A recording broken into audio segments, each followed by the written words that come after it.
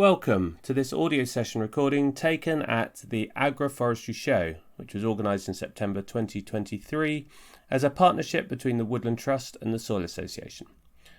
For more session recordings, go to agroforestryshow.com or explore and subscribe to the Agroforestry Show YouTube channel. Enjoy! All right, I think we'll make a start. Good morning, everybody. Hopefully you're all here for the session Profitable Silvopasture with Matt Chatfield. It's lovely to see you all here this morning. I'm Becky Wilson from Farm Carbon Toolkit. So for the more observant of you, you might have noticed in your programmes that it was due to be a colleague of mine. I'm having to step in last minute, so I shall try my hardest to live up to Hannah. But this morning, what we're going to do basically is have a conversation with Matt here. I've been fortunate enough to be working with Matt for the last sort of 12, 18 months, and also been fortunate enough to go into the magic that is the woods that Matt manages with his sheep. And so over the course of the next hour or so, we're really just going to hear from Matt in terms of his journey, how he's got to where he's got to, and very much delve into the practical stuff around how he manages his sheep, what we do in terms of grazing methods within the woodlands, what happens in terms of the environmental impacts for the sheep, more widely in terms of biodiversity, emissions, all those sort of things, because it's a really exciting time. And it's one of the reasons why at Farm Carbon Toolkit we think what Matt's doing is so cool. Because yes, we know that there's obviously all these environmental benefits, but also when we start having that discussion about livestock and livestock's position, in as we move forward, this is really that next level in terms of being able to move from that binary discussion of livestock or woodland and really pull the two things together and start to see how they can bring those benefits when we really put those two things together. It helps us to inform that discussion in terms of how these things move forward.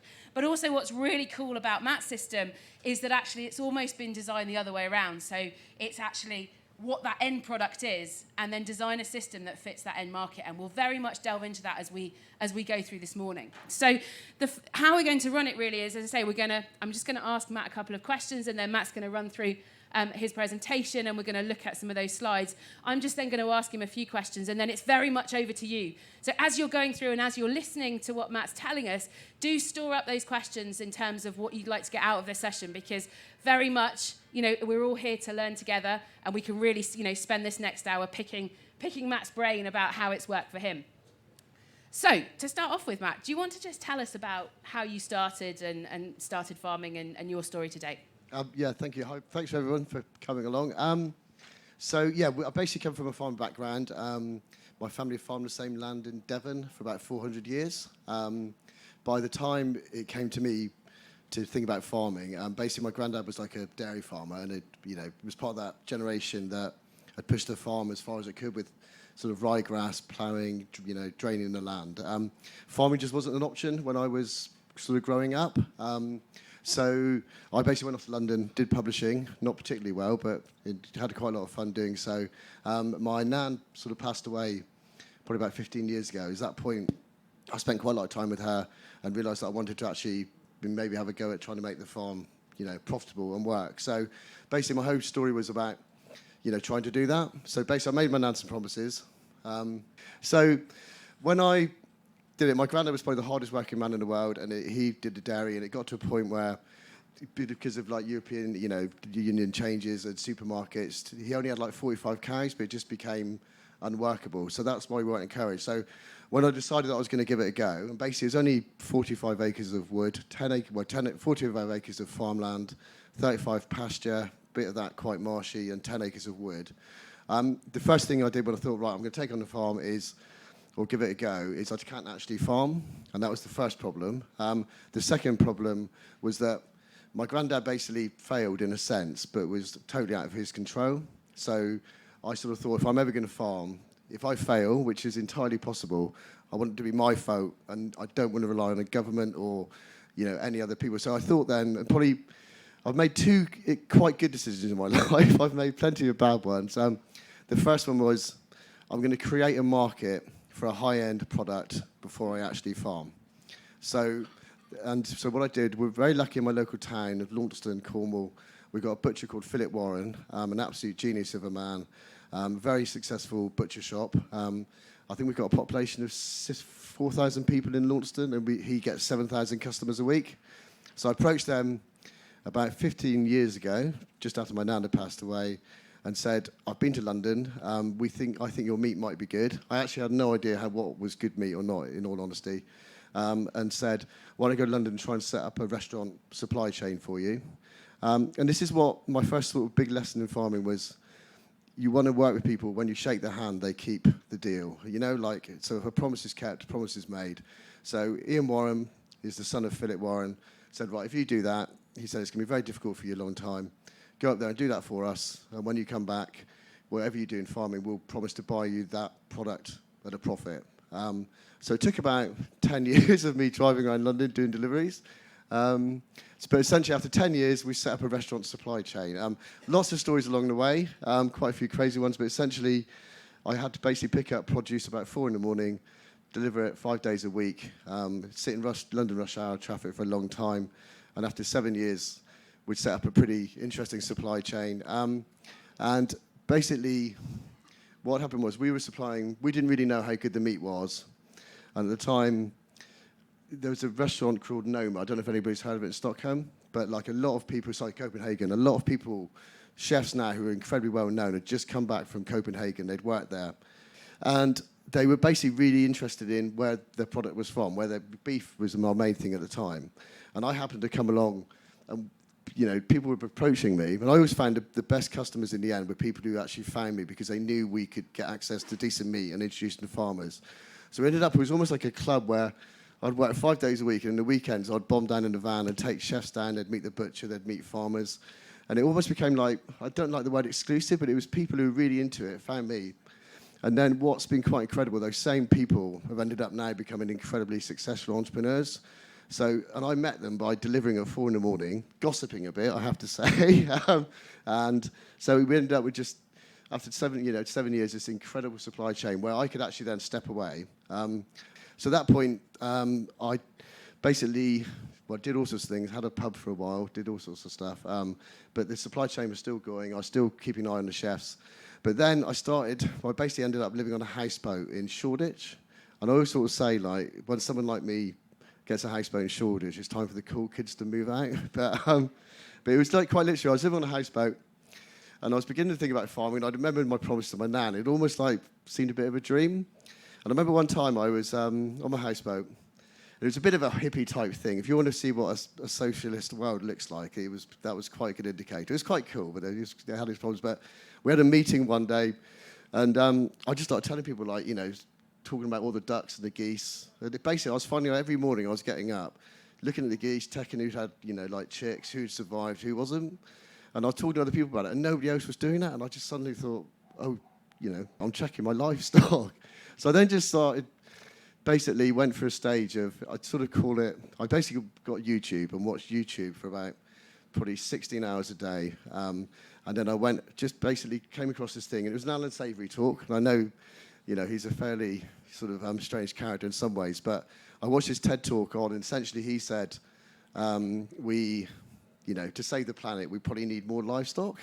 And that was just at a time when I was beginning to see here. I was beginning to read a lot about rewilding, the environmental movement, the vegan movement, and obviously all this work we'd done, we were honestly beginning to think maybe eating meat isn't the right way. So when I saw this Alan Savory thing, I thought, wow, that's quite interesting. But the old phrase, if it seems too good to be true, then it's probably complete bollocks. I know it's not the phrase, but sorry for adding a bit to that.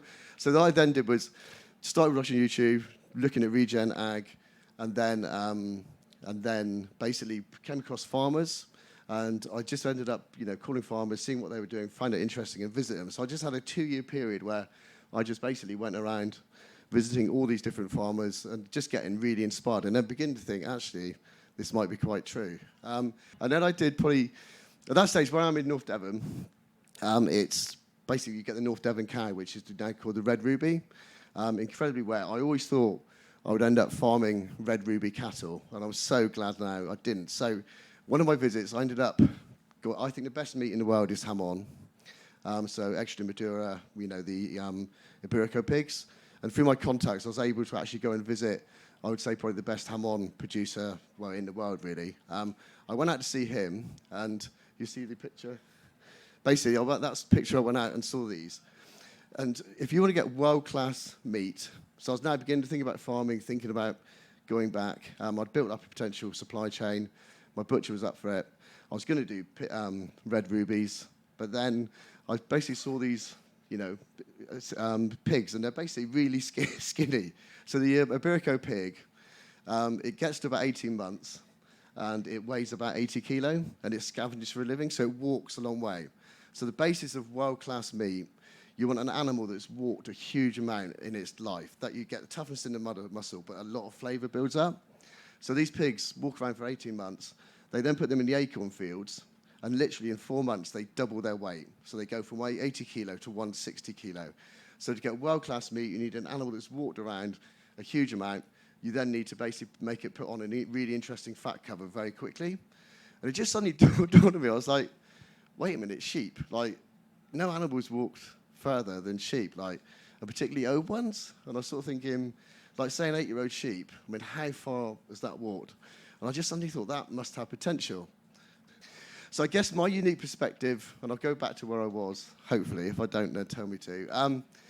Because I'd been delivering all the meat myself, like, I would turn up with meat, and over time, the chefs would come back, my whole thing was what it looked like on the plate, and what it looked like when I delivered to chef, and what they thought, and what it tasted like. So I think probably unique at that time in farming, where that's where I started. So when I was thinking about a farming system, I was like, it was all about getting to that end product. I never thought about how much I was going to produce, or, it was all about how do I make that look great and taste great. So that was just a very unique perspective. So then, came back from thinking about sheep, and then realised what the problem with sheep are. Basically, my whole business is about cull, and where I am in Devon, the colloquial name for ewe is yaw, and basically because they're selectively killed, they're called cull, so there's nothing glamorous about it. But I suddenly realised the trouble with cull is I suddenly thought, I'm going to do sheep, I'm going to do old sheep, because they've walked miles, that's the basis. But what you probably should get with mutton is, or with cull is the farmer selects his flock, like say every year he decides to kill 15%, so no longer fit for breeding. They're incredibly thin, and that's when a lot of people buy them. So they're tough, people don't age them properly, so you've got tough meat with no fat flavour, and it's a pretty crap product. But what I thought about was, I need to basically make that really interesting fat cover. So I was beginning to think about this. I was also having slight issues with my family farm. I got a stepdad who wasn't overly keen on me coming back, and the only bit of space I had was this wood. Anyway, that's by the by. I then went to Oxford Real Farming Conference just before I was beginning to think about farming, and I was really scared because I just didn't think I could farm. And so I went to a talk, and there's a talk by a chap called Steve Gabriel, and I would recommend, I don't know if anyone's seen it, the very talk I did, if you just look up Steve Gabriel, Oxford Real Farming Conference, you'll see it. And like sometimes in life you just watch something and you're like, oh man, that, like this, something about this is just ringing so true. And I just became obsessed with Silvopasture. And then afterwards there was a question and answers, and there was a chap called Chris Jones, who was literally sitting here, but he's now gone. Chris Jones, who does Silvopasture in Cornwall, he basically was, he's quite funny. Steve Gabriel was this really soft-spoken guy from upstate New York, and then Chris Jones was just swearing and couldn't like it. It was quite an amazing thing. But I just thought to myself, I need to go and meet that chap. So after the conference, I arranged to go and meet Chris, and Chris basically said to me, to this, my day, the most important words I was ever been told. So basically, I did environment studies years ago, obsessed with nature, fished all my life. Nature's my thing, really. So I went and saw Chris, and he actually said to me, right, I haven't got much time. I don't want to waste your time. I don't certainly want you wasting mine. Do you want me to sum up everything I've learned in farming in 50 years in one sentence? And I was like, okay. And his words were, if you look after nature, flavour looks after itself.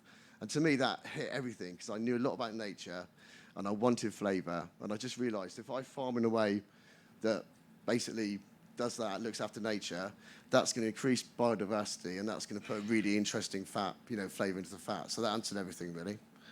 So now we're into the interesting. This is good. So tell us what you've been doing in terms of setting up the system.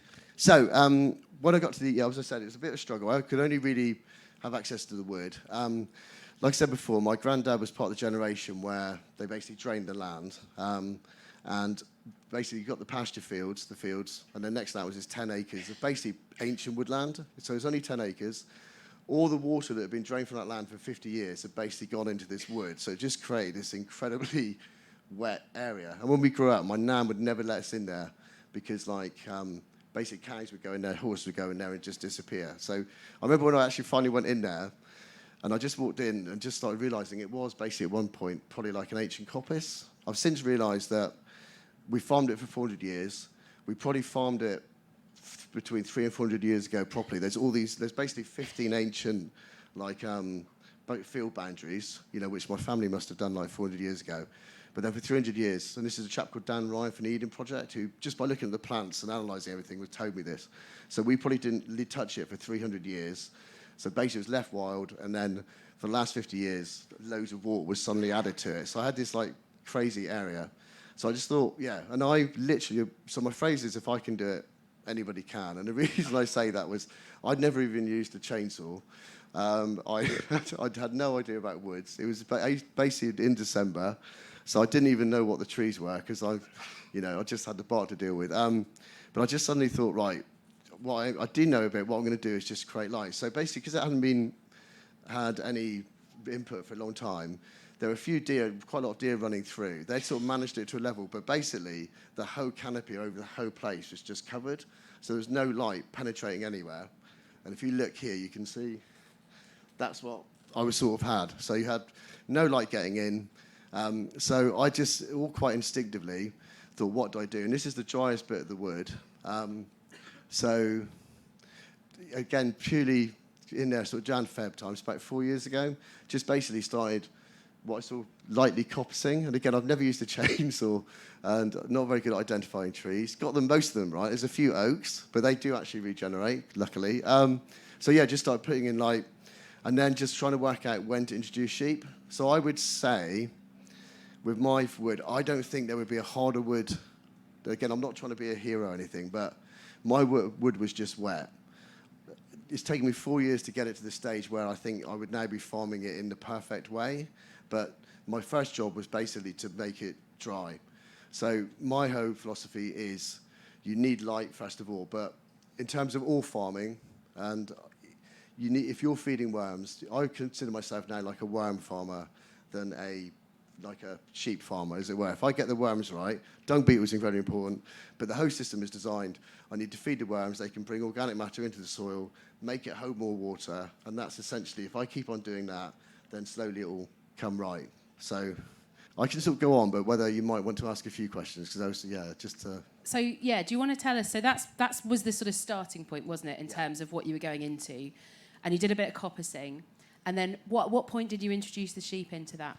So the first year, I'm trying to sort of think back to it now, I coppiced it, and then I basically introduced them to when it's quite weird. So to be honest, what I actually did was somebody got me. I ended up buying about 100 Herdwick. So the very first year I coppiced it, created a bit of area for light, and it was dry. So I ended up putting Herdwick in there and feeding that particular area. And then, so I only had half an acre, and it wasn't particularly nice for the Herdwick because the fields were so wet. That was our driest bit. I was feeding them hay in there.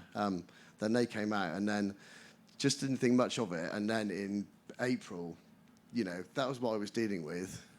And I'm not saying that was after about 3 years, but by April, the whole wood just exploded. So basically, that previous bit, there's probably 6 plants coming from the seed bank. Now, we've probably got about 160 plants coming from the seed bank. I haven't put anything in there. What I noticed from that you almost gave me the inspiration to think, oh, Jesus, all I've done is chop down a few trees, put a bit of fencing, put some sheep in. They didn't have a particularly good time. They're out in the fields now. And then by April, it just exploded. And all the things I'd coppiced started appearing. And it just gave me that inspiration to then start thinking what to do. So I had to wait, obviously, the next year to really start moving on the next thing. So then, so basically it's coppicing. Then by then I'd learned to actually mark trees, which is quite a good tip. Best to mark trees when there's actually leaves and you definitely know what they are. So I started marking trees, and then obviously coppicing Jan and Feb. Obviously that's the time to do it. And now the perfect system is now you basically want to. You've got all that leaf matter. You want to basically I try and put them in there in like February time when there's ivy appearing. You know, ivy's brilliant for getting rid of worms, which in my old sheep is a brilliant thing. You know, you can obviously worm them, but if you've got ivy popping up, which naturally does, the sheep get that. You've got all that leaf litter, you want to start helping the worms. So basically put them in there in sort of after you coppice, put them in Feb, and that just starts helping the worms. And then when everything starts growing, put them in again in April, late April, before any of the trees start growing and all the important plants start coming. So that basically just kickstarts all that microbiology in the soil, really. So then I basically moved around the woodland slowly doing that, essentially. So tell us a bit more about how you set up sort of the infrastructure to do that. You said you put a fence up with your herdwicks, but over the last couple of years, as you've sort of evolved that you know how you move them, tell us how that works from a sort of day-to-day grazing perspective. So my principle is it's basically been the deer's wood for 400 years, and they're the one who've kept it like it is. I don't want to keep those deer out. So when I first did it, I just got the electric fencing, and you get the plastic things you put into posts. I put them around trees. So basically all around the wood they're all on trees. It looked weird and wonderful, but like sheep didn't really respect the trees and just used to walk through it. However, you basically need to obviously strim along the floor. What I've now realised the system is just put in fence posts, and obviously do it in the winter when it's wet. My wood's so wet, you can amazing how many posts you can bang in. You certainly wouldn't be able to get a tractor in there. But what I do now is have permanent posts, and then when I put the sheep in, I put one strand of electric fence around the perimeter for about 3 days, because I'm very worried that the deer will basically go into it. To this day, I've never had a deer go into it. The deer are a lot smarter than I think. That it's almost like someone said to me who does farm deer and sheep, said deer and sheep never like to mix. So if you've got sheep in there, deer will stay clear. So I basically put up posts, dotted around the perimeter, and then before the sheep go in, I put the one strand of electric fence around. I don't, they don't actually turn on the battery or anything. When I've done that, and I go and check it, there's no deer have gone in and out. I then put the rest of it up, and then put the sheep in basically, and then just judging by the number of sheep I've got, and I then basically strip graze, through the sections basically. And that strip grazing will depend on time of year and that sort of thing in terms of allocation. But more like you just look at the number of sheep you've got, and because what I always say is I'm probably one of the only people in the country putting sheep into ancient woodlands, so no one actually knows if I'm good or not, which is brilliant. So it's quite hard. So basically, the one thing I'm very good at is just watching, and another point I make is I think watching is working, and with woodlands I think is vital. You need to just sit down and watch, and I find if you farm like this with nature's really forgiving, and like what you think is a mistake, like as long as you keep watching it, then it might not be a mistake, and you see interesting things happen. So the number of sheep I put in, if I've got say 80 sheep, I'll put in for 2 days. But if I've got 160 sheep, I'll just put them in for a day. But it is that principle of just hit it hard, move them on, hit them, So don't keep them in there too long. Just keep them moving around, basically. And how have the sheep responded to this in terms of, obviously, you said you've got your specific type of sheep that you're getting and for that end market. How have they responded to having access to the woodland? So just one more point to get back to sort of answering this. The biggest mistake I actually made, I think, I've got owed sheep, and I think by the time they get to that age, all the crazy sheep that escape and do crazy stuff have long gone. So the sheep I've got, they just want a good life. They just want a relaxing time, really. But when I first did it, I was just petrified that they would break their legs or do something crazy. So that first section, I just cleared it. It looked like an orchard, really. So there was no way they could ever break their legs or do anything, and I'd still wake up in the morning. I've since learned that sheep are a lot more smart than we are, and I've never had a broken leg, and I now leave a lot more, and I leave, and it's just, so that's sort of one thing. The very first moment I put sheep in there, I see I've got one. It's probably better watching sheep than listening to me, actually. But this was just brilliant. So this sheep never been in the wood before, gone in there within 2 seconds. Normally it's used to feeding on the ground, and then it's just and you see how adapted it is to just picking and never been in the wood, and then within a minute, and it's just so it's just obviously in their DNA, it's just natural for them. So what I'm sort of saying is, it's amazing how it's obviously they're meant to be eating up there, eating down there. The craziest thing is, I now specialise in mules for various reasons. If you go into my woodland now, if you look at the view, the tree line is exactly the same level all the way around. And it's the level where, honestly, I found this within 5 minutes, a mule went in there, stood there beneath the tree, another mule got up on top of it, trimmed away, ate above it, and then they took it in turns. And every mule, and it's particularly a mule thing, and honestly, it's just so so you're sort of like, and obviously, I do get older sheep, and some of them aren't great when I get them. Say I buy a pen of 10, one or two, the farmer will sneak in one or two that aren't too great. Sheep do self-heal, and they've got like very sensitive, taste buds. It's on the outside of the nose, and the ones that are most interesting are the ones that have got a bit lame or aren't looking too great, because they're the ones that are searching out for what they want to eat. So in the field we've probably got like 10 plants. In the woodland there's 160, and the root system's 300 years old. They self-heal, and that's what I'm saying. Watching is working, because you want to watch these ones and see what they eat. And then I had one true story again. When I first put them in, you do all these things happen. You're like, will this work? This is a bit crazy. I had one sheep, and it was a wether. I accidentally bought a wether. Thanks, farmer. That's my naivety. And he basically was always ill. He had a terrible leg, and it was one of my first sheep I bought. And it was, anyway. And I was always worried about it. And then I put it in the wood, and I put him in there for a week. And then a week later, this sheep's looking at me. It was about that big, and it was stamping its foot like it was going to kill me.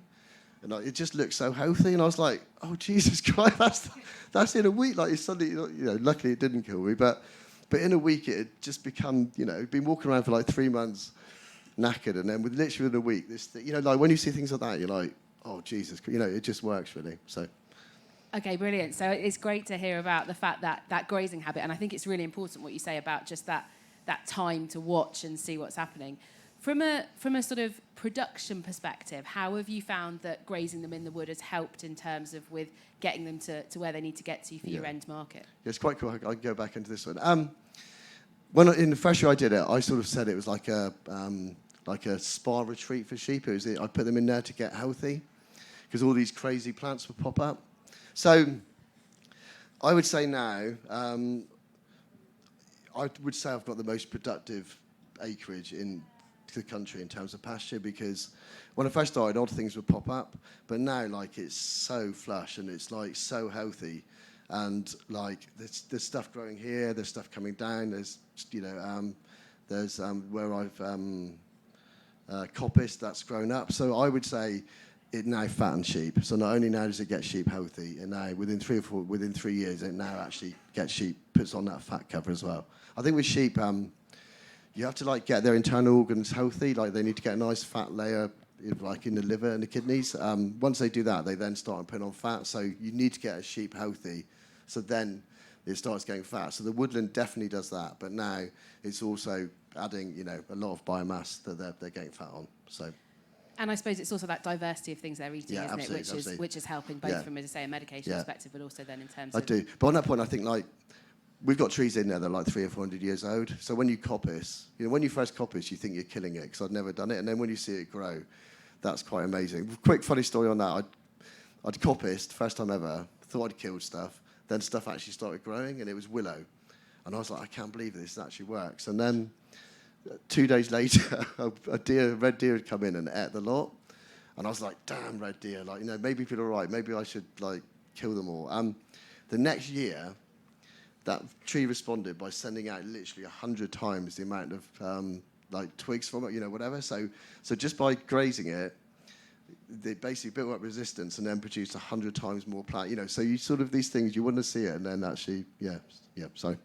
It's that observation, isn't it, in terms of what's coming and that grazing pressure, what that's doing in terms But honestly, of the number of people who offered to come and shoot my deer, like people I thought were real conservation, I'm so glad, that I didn't do that. So it was, anyway.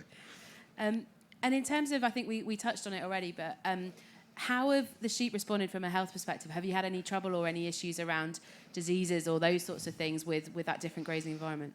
It's, I just haven't really. When I first started, I fatten old sheep. It's the ones that farmers think are no longer fit for breeding. When I first started, someone said, you need to expect about 10% of them to die. And I was sort of thinking that, like, I'm basically just going to be walking in fields and dead sheep everywhere. I think the woods have just done something that just adds something that just... I'll give you a story. What's the plant? What's the really poisonous plant? the hemlock. So we basically got half an acre of hemlock in the wood. And I basically thought the sheep would just leave it alone. They went in there, and then they just ate the lot. And I was like, oh, Jesus Christ. Right. So I just like, that was one bit I didn't put on social media. And I went in there the next day. I honestly thought, because I've got quite a few pet sheep, which I actually call them my management team. So they, if somebody's quite lovely and it clearly was bottle fed, I keep it and I give it a name. And it's quite useful because they just calm down my house. Anyway, I honestly thought, oh, Jesus, like Lulu, Kitty, Josephine, they're all going to be dead, and the other ones. And I went in there, and they would just look really healthy. And I thought, that's quite weird. About a month later, I did a little post just saying to people, does anyone ever had livestock eat hemlock? And then people DM me, were like, yeah, I did that. And actually, they became really healthy, and I think it might be quite, so they know what they're eating more than we do. Lambs, maybe not, but like I say, the sheep I've got, they've been alive for 89 years. And I think they just know a lot more than we do. And I'm no doubt plants are poisonous at a stage, but my theory is every plant knows it's part of the carbon cycle. Every plant at some time wants to be, available to a sheep. And sheep know it, and then they poo and they do all that. But some other times, they won't touch it. So I would say to this point, because there's so much biodiversity, the root systems are so old, there's crazy stuff happening. I'll never know what's happening down there, but I you can only say what you see. And I would say that it definitely, a lot of sheep are self-healing in there, no doubt at all. And I think you just touched on something which was, the ability of the sheep to know what they need to do. But also, so what are you seeing from a biodiversity perspective? I know you say you sit and watch for a while, and we've seen obviously those great pictures of what it looked like before to what it looked like now.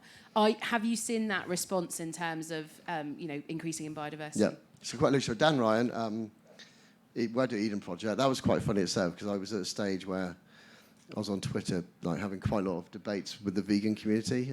Been doing it all day. I was getting quite tired. And then this chap called Dan Ryan joined in. And I was actually really rude to him. And then I read his bio and realised he'd worked at the Eden Project for 20 years and was a lot smarter than me. So I backtracked. We've ended up becoming really good friends. So he's come out and he's done a big study. He just walks around and quite literally where I've still got a control area. So this is actually, it's slightly cheating, but that area there is actually, that photo was taken in June this year, and that's a bit I haven't touched by, that's never been, no sheep have gone there, no nothing. There's literally 6 plants coming up from the bed. There's ivy, there's a few things.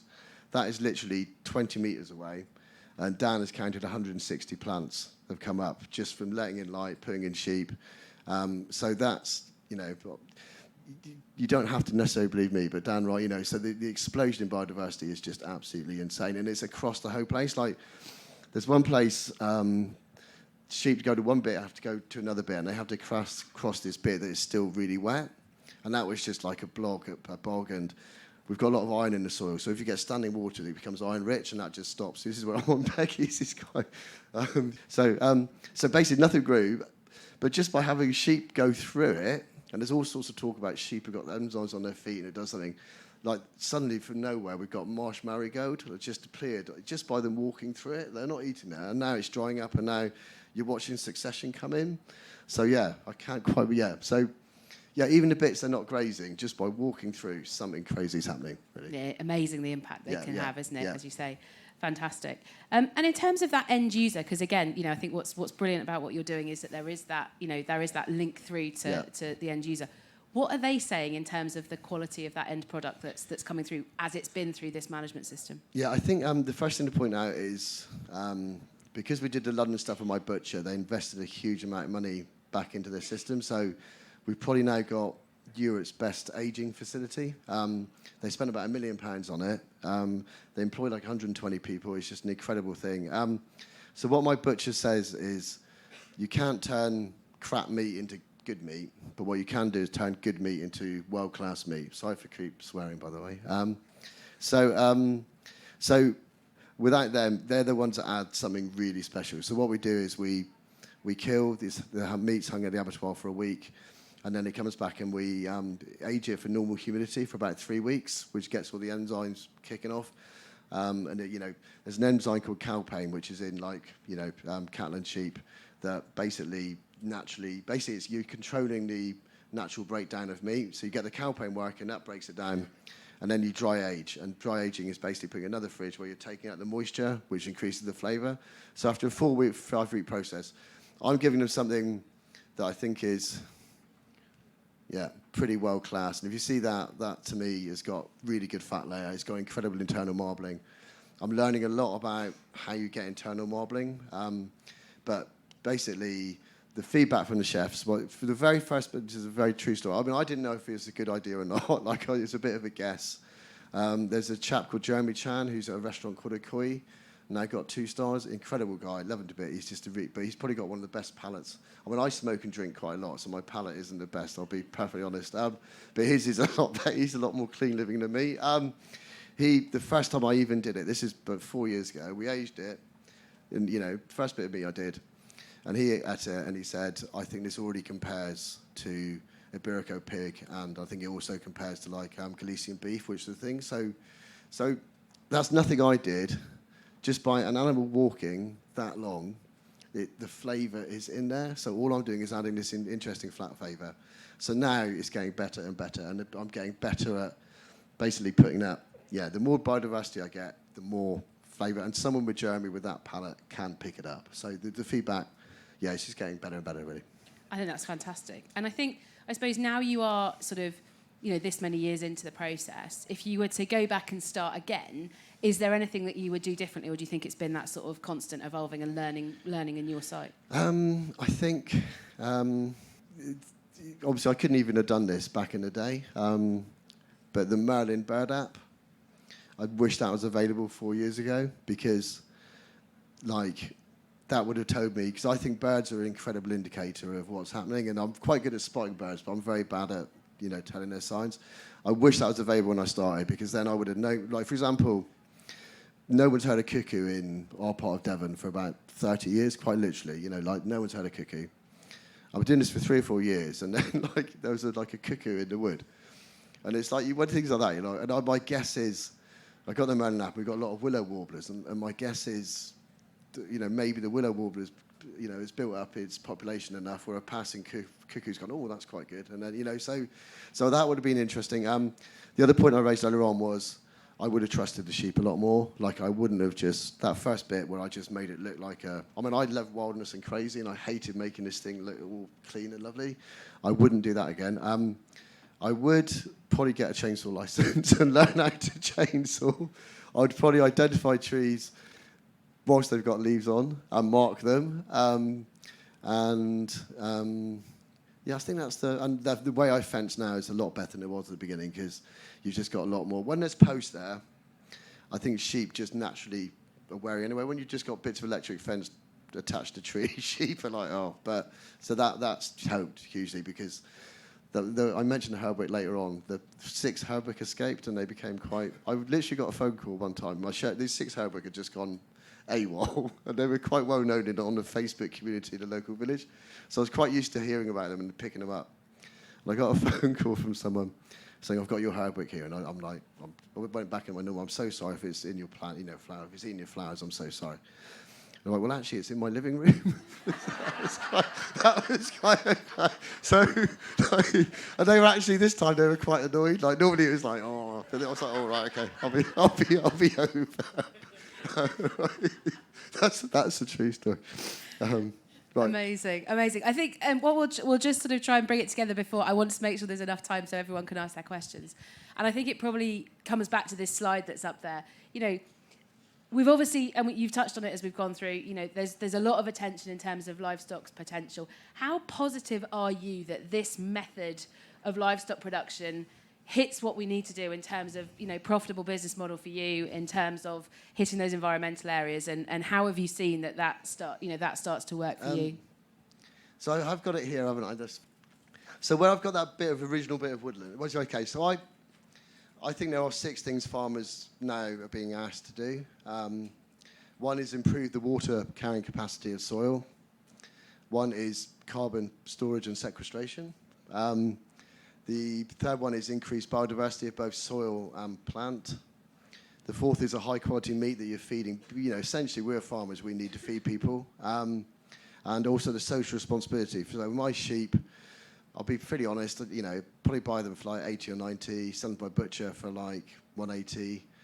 He then sells the restaurants for like 380. So the sheep are just adding a huge amount of value to the local economy. And if everyone wants to be taught, I probably won't say it too publicly here, but if anyone wants to have a private chat about the economics of it all, I'll be quite happy to say, really. But I don't want to annoy my farmers at my cricket club, basically. But I think basically my number one principle is I think we're realising how important ruminants are and what that they can do to help the planet, but we need to treat them with huge respect. I always say, like, my sheep are a commodity when I buy them, they're family when I've got them, and then they're a commodity when I sell them. But that bit, when I've got them, everything I do is to make them actually have, like, a decent retirement, really. Yeah, does that answer the question? Okay. That's great. So I will say, finally, like, there's a big growing brigade of people who just... There's a temperate rainforest type thing going on. I won't get too political with that, but there is a lot of... People just are so anti-sheep at the moment. A lot of people are fencing off woodlands, and what you're finding is, I would say if you fence off an area, the seed bank's there, everything's going to grow. So I think these people probably think they're sort of godlike and a bit genius-like for about 25 years, because obviously it's going to grow. And what I sort of say is, you would have in this country had like wolf populations, you would have had deer populations. Nature is boom and bust. So there would have been times when there would have been a lot of wolves, they'd have eaten all the deer, and then everything would have grown, and then it would have, then the deer population would have gone up. So by leaving something, fenced off is brilliant for about 25 years. But what I've then seen with my wood is what happens when that canopy closes over, and when there's no light going in, and there's no poo, and there's no trampling, you get 6 plants. When you open it up, you get loads. So I would say, I argue with these people. I've been blocked by most, because they'll be saying a point, and then I'll be saying, well, actually, I don't think that's true. And they'll be saying, prove it. And then I'll come back 5 minutes later with photographs. And at that point, they normally block me. But I would say, definitely, woodland creation is incredible. But after 25 years, you need to get ruminants in there. You need light. And then, then it works, I think. Fantastic. And just one last thing before we open it up. In terms of monitoring, you say obviously it would have been brilliant to have Merlin at the start, and you've got images and those sorts of things. How have you been? Has it just been photos in terms of that monitoring the change? That is a huge regret, actually. That is very...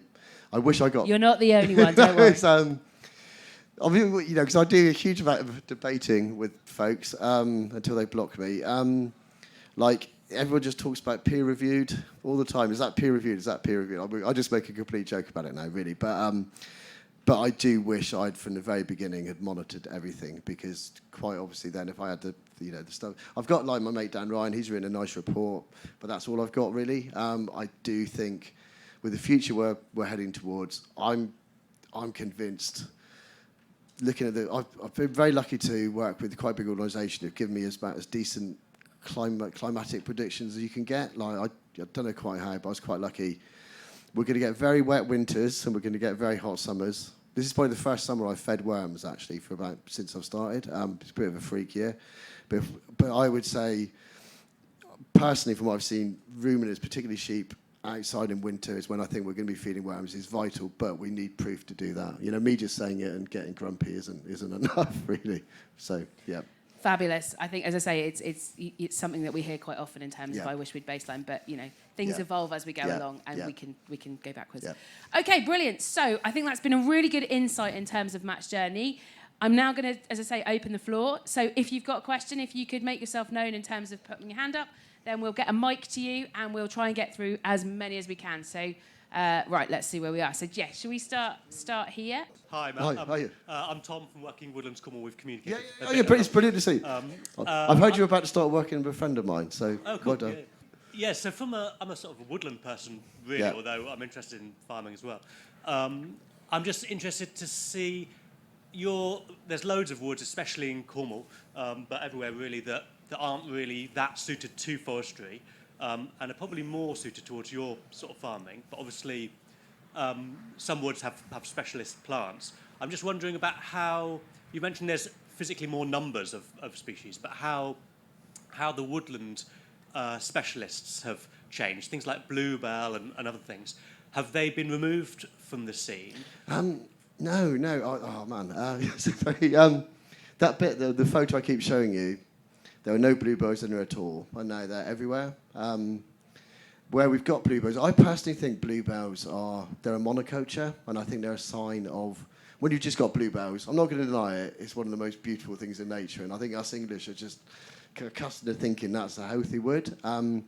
But I would say pure monoculture of bluebells, they grow, they crowd. I know they're very good for pollinators, but they crowd everything out. Now, a very interesting story is, first year I did it, like no one really had been in the wood for years, and I went down there and there was like huge amounts of bluebells appeared. So I put sheep in, bluebells came up, they're only to the leaf stage, so there's no flowers.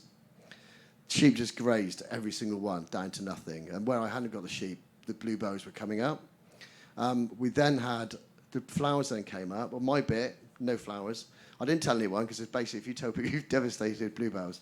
And then the bluebells came up. There was a really, really late frost, and they just all died, and that was it. It was like, oh crikey, that's 2 weeks later, all the bluebells that had been grazed by my sheep exploded, and they looked so healthy. So suddenly, like, by grazing, there was a resistance, and they came up. And then I was quite happy to, because my mum had literally said, there's no bluebells this year. And I was like, well, actually, there are some. and I was able to show what happened. So, but what I'm now finding is bluebells are coming up, but there's more other plants coming up. So there's actually more diversity coming up. So it's not just bluebells, there's other things. And I'm not too brilliant on plants, but they certainly look like woodland type. Are you getting trees regenerating as well? Yeah, because I think and making it past the sheep? Yeah, it's just not... There's so many trees in there anyway. The sheep, what I try and do, so in the perfect system to me, which is now where I've got to, is put sheep in when there's leaf mulch, let all the hedgehogs do their thing, but then get the sheep will then push it down.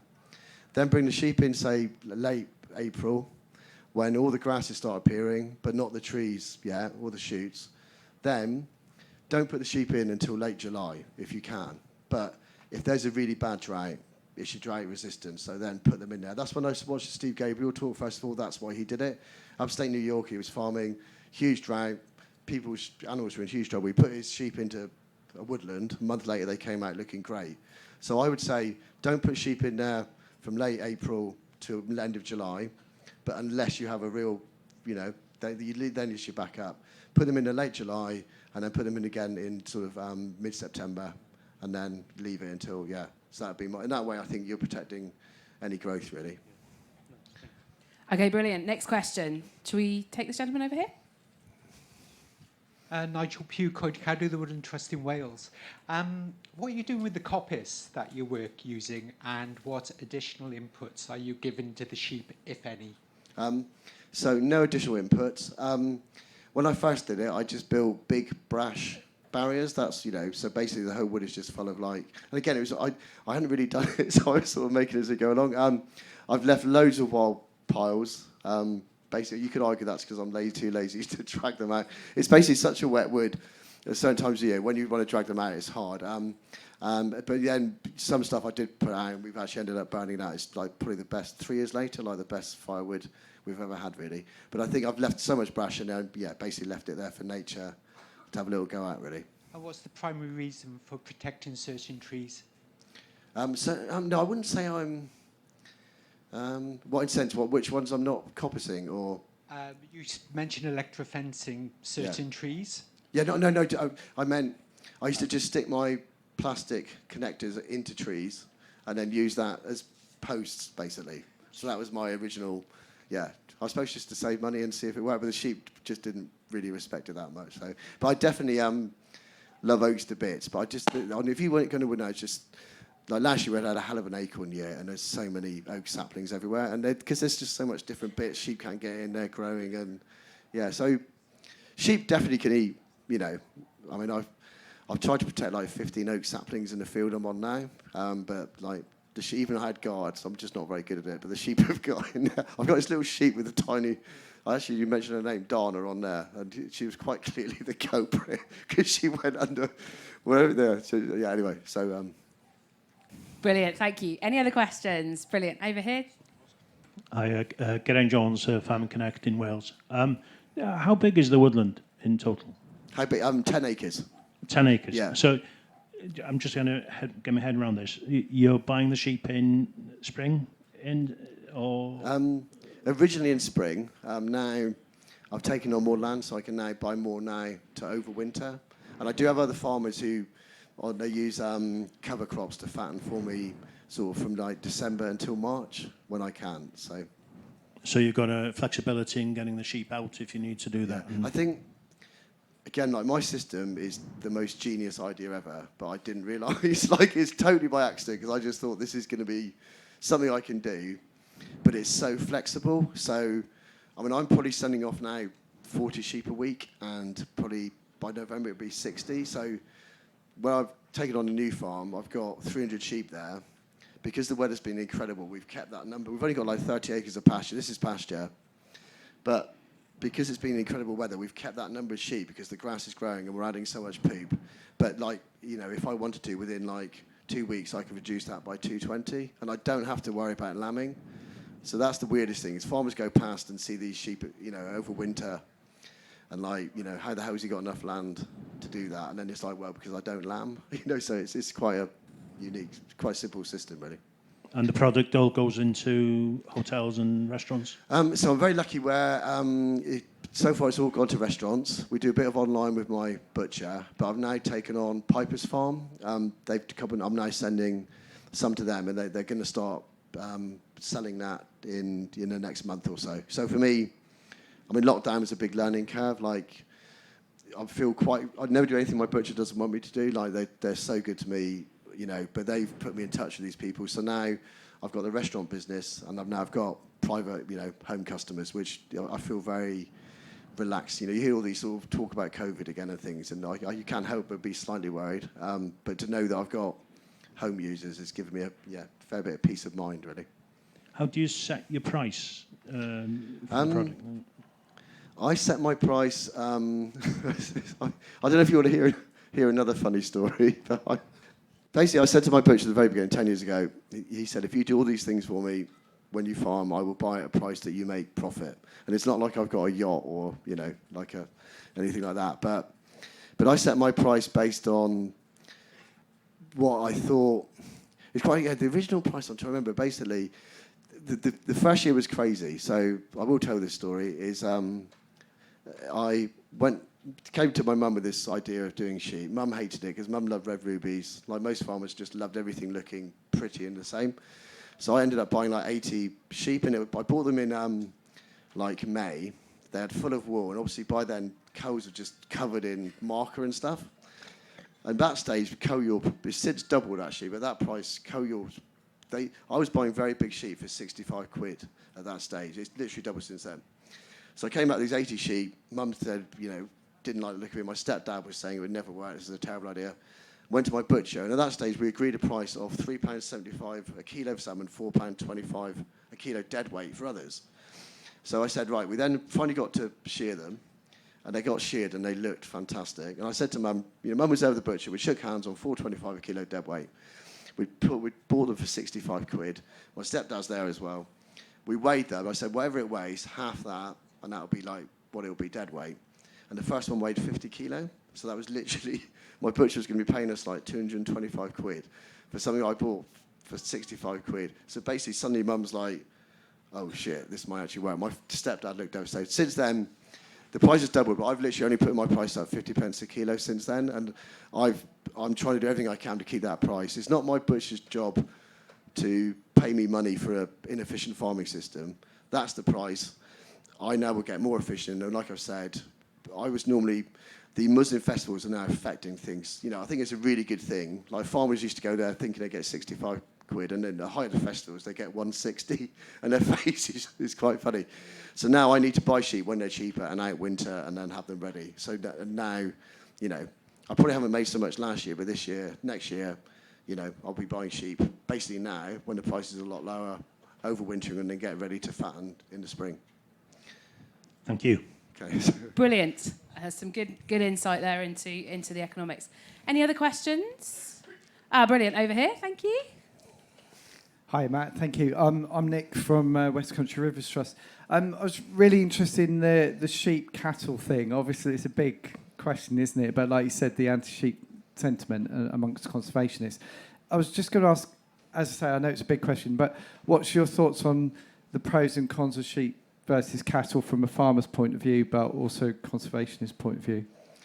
Thanks. I mean, I'm like a cattleman, really, brought up in dairy and then beef. For me, if you're going to start farming beef, first of all, in terms of pure, like, we need to get lots of new people into farming. If you want to get into beef, say you want to do a suckler herd and sell, you've got to buy them. You'd have to then, they'd have to have a calf. You might wait 4 years before you actually receive any income, and you've got no guarantee if you're going to make money.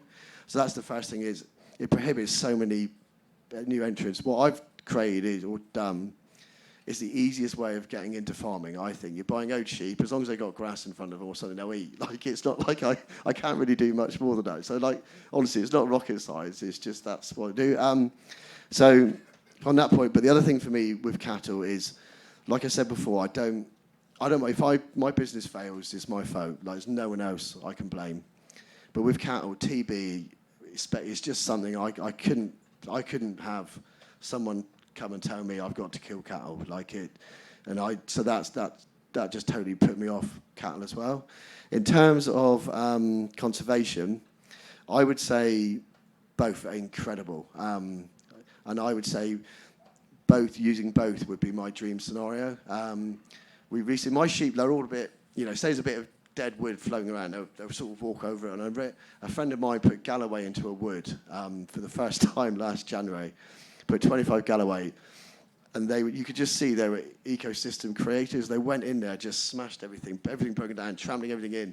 They were rooting up stuff, and I was like, that's encouraging. So for my wood, I think cattle would have just destroyed it when I did it. Now it's got to the stage where I could put cattle in. So now the next stage would definitely be put cattle in. Like with all these things, you just need to keep animals moving. When I sort of mentioned earlier on my river thing, so I was obsessed with. Luckily, we're on the River Inny when I grew up, and I fished every day. So my whole obsession with nature stemmed from rivers. So, I would never do anything. I would only do things I think would benefit, like a river system. Really, that's that's where my true obsession comes from. So I think you do great work, by the way. So that's what I'm saying. Anyway, so. Cool. Great stuff, thank you. Any other questions? Brilliant, one at the back here. Hi there, I'm just interested, you've mentioned lots of different breeds of sheep. Have you noticed any that have responded the best to this woodland pasture? I have used so many sheep. I think the craziest thing I had was Herdwick. So I ended up buying these Herdwick. And I think I can see why the Vikings may have brought them over. I think I'm right in my sort of history. Herdwick are just the smartest sheep ever. Like, I don't know how long we got. Like, with my sheep, when I get a new lot of sheep, say you get mules, whatever, I'll walk in the field and they look at me like an apex predator and they just scatter and they get scared. And they just think, like, that's someone to be worried about. When I got these Herdwick, I walked in the field and, like, they would let me get me within 2 meters of me and then they would just walk away and they'd realise that I'm a fat old bull man, that as long as they're 2 meters from me, they're fine. So I always say, like, I'm probably smarter than one sheep, but I'm not smarter than 2 Herdwick. But the weird thing with Herdwick was when I put them in the wood, there was a lot of brash and a lot of brambles, and they literally formed like a pincer movement. They literally formed a diamond and pushed themselves through like that, because they've got thin, wiry wool. They don't get caught up. So I would say they're almost like the goats of the world, really. So if you put them in, obviously check them because they might get caught up in brambles, but that was pretty incredible. The reason I'm now really focused on mules is if you do like a Dorset or stuff, and all animals, I think they're all fine really in there, but you get a lot of fat build up on the rump of certain breeds, the lowland breeds, and my butcher has to just chop that off and then shouts at me really loudly because it's just waste. So however fat you get a mule, you get really even fat cover, and it's just even like a grade 5. And the other thing is they've got a really long loin, which means it's more money for my butcher. But the other thing is, you do now get miracle. I bought a load of mules last November, all barren, all no fit for breeding. 5 of them had lambs, and I had the longest breeding season of my lambing season lasted 2 months, and I had 5 sheep. So what I find with mules is if they are pregnant, they just make all those lambs live, and I didn't do anything. So you have to be prepared. That's why I always try and keep animals at least, especially that time of year, 4 or 5 months, just in case there is like a miracle birth. So my whole thing is I don't want to buy sheep off. I want to be part of the farming system. So I want to buy sheep off farmers. I want them to, get extra money for it. I don't, without being too sort of working class worry, I want to help the existing farming system. I don't, great if someone gets loads of Jacobs, they look really beautiful and all that. But like, I want to just, and any sheep, I think, about 98% of sheep can make really high quality meat. 2% can't. And I've probably got about 6 of those on my farm at the moment. But yeah, so good question. Fabulous. One over here. Hi, Gillen Doby, sheep farmer. Do you get busy crutching? Do you have problems with feet? Presumably you don't do any worming, but what's your vet bill look like? And so I do. To be honest, I did my first bit of worming this week. I'd got to this stage of the year where I've basically got like say 40 sheep. So I've got literally the place I'm now is like 300 sheep, and 40 I just felt weren't getting fat. So I just felt like I need to give them a chance. This time of year, I need to give them a chance. So I did worm this week, put them in an area. They're still there, isolated. My personal feeling is like obsessed with dung beetles, more obsessed with worms. I think the dung beetles have done their main bit. It's either a choice of just those sheep, no chance of getting fat, or so it's just a bit of a last resort, really. So I would say when the woodland definitely does a lot to stop worms, I'd say, and obviously just by moving animals around, that stops a bit. My vet bill is tiny, I have to say, like really tiny. And I would say feet-wise, huge problems with that over the past, but over 4 years, learned just to. I've now bought one of those bits of kit which flips them over, and it's. I thought because when I've taken on a new farm, my mate Stan, he's same age as me, but he's always not. His body doesn't quite work, so he said we need to get this because he wants to be part of it. And I thought that's just nonsense. And then I've got it, and it's just unreal. It's just unreal. So now, just getting better at spotting it early, and But I would say, I try not to buy. If you don't buy them with bad feet, then you're sort of generally okay. But just keep an eye on it. But I'm not honestly, I'm not. I've still got the same issues as lots really. I think there's a lot of now new things in. I personally think I'm quite good at the selling bit, but it's the farmers at the start of the system who are doing. Without them, I've got no sheep, and there's a lot of thing about now getting rid of breeding stock that aren't right. People are getting more ruthless, which I think is a really good thing. But I'm still at the tail end of getting stuff that might be a bit rough and ropey. But I would say by a huge biodiversity of diet, you're definitely hoping things. So I can never answer quickly, can I? So I feel. Good stuff. Okay, we'll start to draw it together a little bit. So any last questions? Brilliant. We've got one at the back. Thank you. Hi. Sorry, I'm a farm vet, so I'm quite interested in the health side of things. Have you had to treat them for liver fluke, or have you had any reports from the butcher? Now this is where it does get a bit crazy because we're in a real huge river fluke area, and I don't think I've ever had it, and I think the hemlock has got something to do with that. I know it's crazy.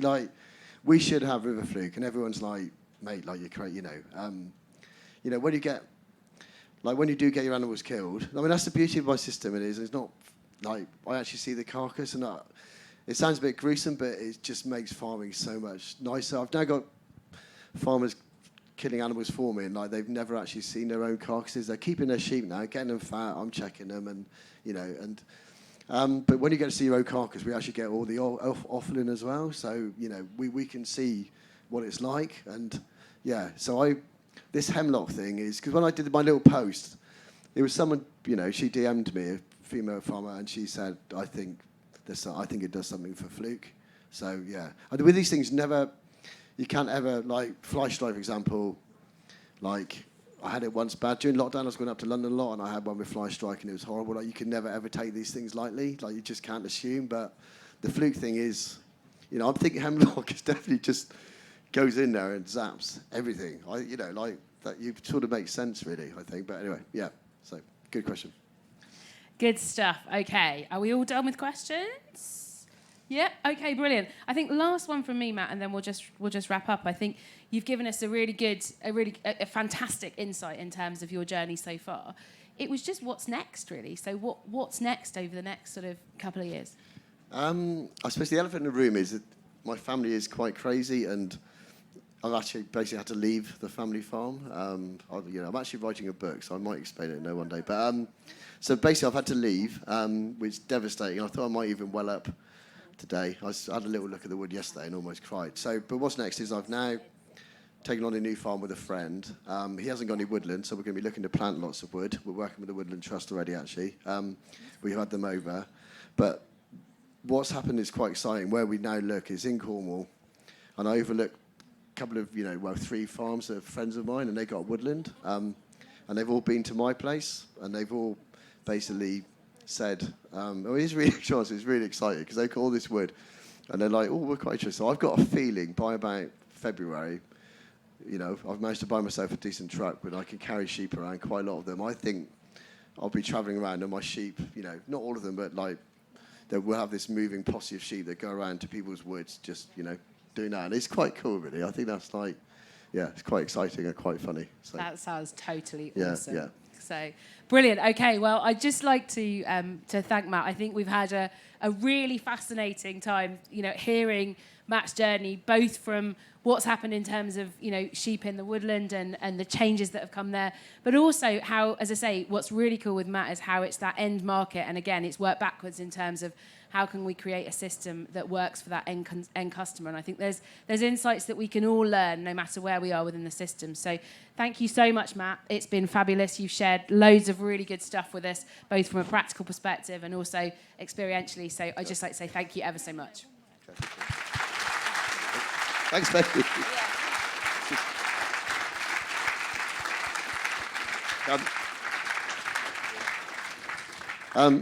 Becky is one of the smartest people involved in Cornish farming, so the fact that I've been here and she hasn't said anything, honestly, is scandalous, really. But so thank you very much. It's a miracle I haven't, so it's great. Well, it's definitely all about you, so well done. Have a great rest of the day, guys. Thank you for listening. We'd like to thank our lead sponsor, Sainsbury's, and our other major sponsors, Farmers Weekly Transition, Forestry Commission, and Till Hill, and all the attendees for making this show such an overwhelming success. To get advice and support for your agroforestry project, either visit woodlandtrust.org.uk/plant or soilassociation.org/agroforestry.